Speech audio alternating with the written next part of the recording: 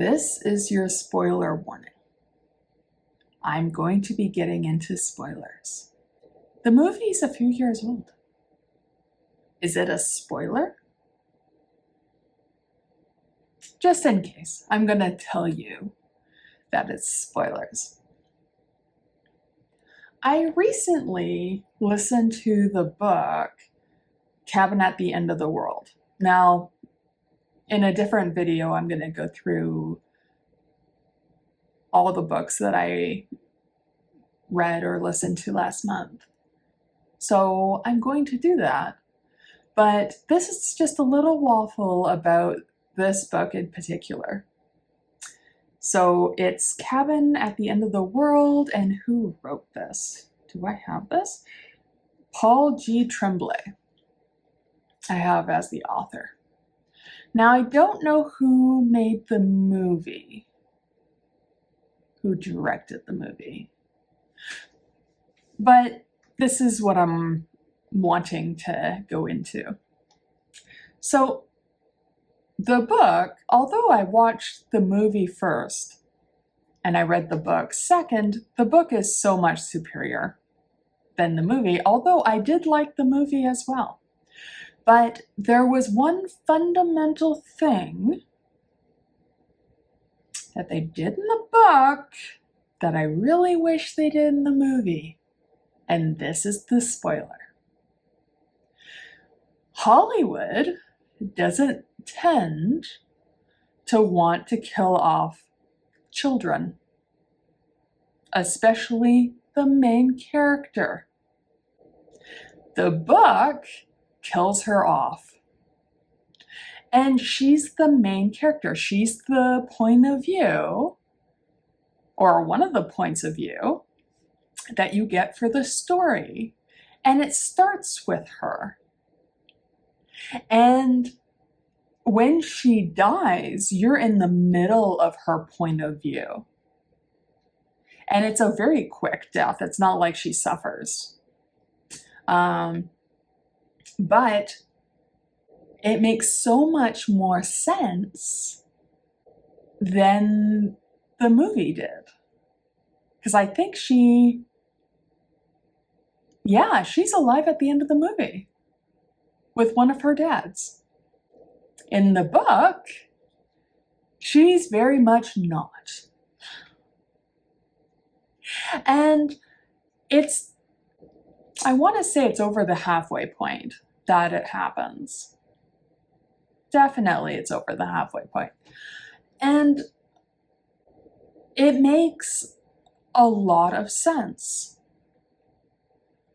You know, it's a major, I want to say it's almost a major plot point, because if you've ever seen the movie, the movie and the book are about this family going to a cabin, and they're visited by, I want to say 4 or 5 strangers that just happen to gather, that are telling them that they have to sacrifice one of their family or else the end of the world's going to happen.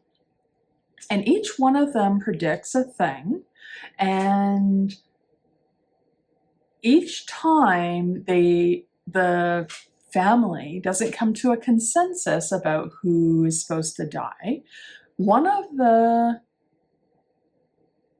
strangers dies, and a glimpse into the horror of what the world's going to be happens. And it's a major part that she dies because she dies by accident. And then there's the question of, do they still have to sacrifice one of their own because one of the family has died? So that part of the necessity of this situation has been filled. Does that matter? So that's a major thing And I'm glad that they did that. I really wish Hollywood would follow suit with that.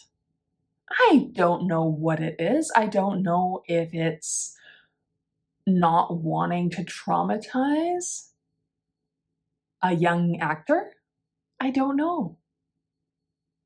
It seems odd to me though, because it's not a gruesome death. It's not a death where she has to feel afraid. It's not, well, all of them are afraid because they're visited by these strangers and they've witnessed death and destruction of the world and they're wondering what's going on. So yes, they're afraid, but it's not like she's running from zombies, although there's children in zombie movies, so that's a hard sell. Yeah, there's, make it make sense. I don't get it. Anyway, it created such a weaker product to me. I would have had much more respect for the film, although I did like the film, but I like it a little less knowing what could have been, what was already there, and they didn't have to alter. They could have chosen to be lazy and just use the information that was provided. They could have done that and it would have been so much better. So anyway, now that I know what the book did, I kind of rate the movie a little bit less in my brain, although I still like the movie. As a whole, I like the movie. It's fine. I could watch it again. I could. So anyway, I just wanted to have a little waffle and a complaint and whatever. I'll let you get back to your lives. Thank you for joining me and indulging in my rant. I'll talk to you later.